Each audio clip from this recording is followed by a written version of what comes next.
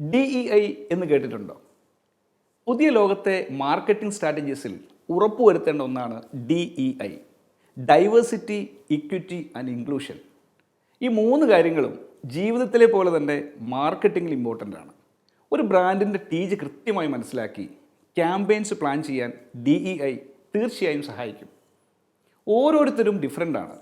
രൂപത്തിലും ഭാവത്തിലും എന്ന പോലെ തന്നെ ഇഷ്ടങ്ങളിലും അനിഷ്ടങ്ങളിലും എല്ലാവരും വ്യത്യസ്തരാണ്.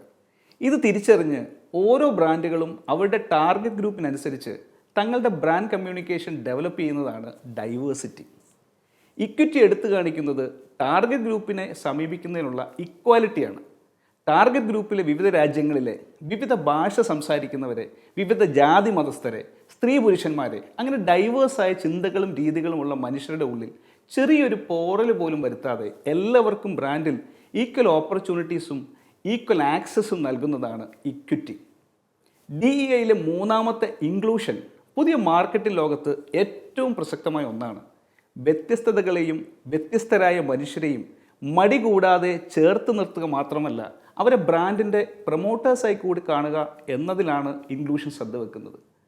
ട്രാൻസ്ജെൻഡേഴ്സ്, ഭിന്നശേഷിക്കാർ, രോഗികൾ, അശരണരും അബലരുമായ സാമൂഹിക ന്യൂനപക്ഷങ്ങൾ തുടങ്ങിയവർക്കും തങ്ങളുടെ ബ്രാൻഡിൽ അവകാശമുണ്ടെന്ന് ഉറക്കെ പ്രഖ്യാപിക്കാൻ ഡൈവേഴ്സിറ്റി, ഇക്വിറ്റി, ഇൻക്ലൂഷൻ എന്നീ മൂന്ന് ഘടകങ്ങളടങ്ങിയ DEI ബ്രാൻഡുകളെ സഹായിക്കും.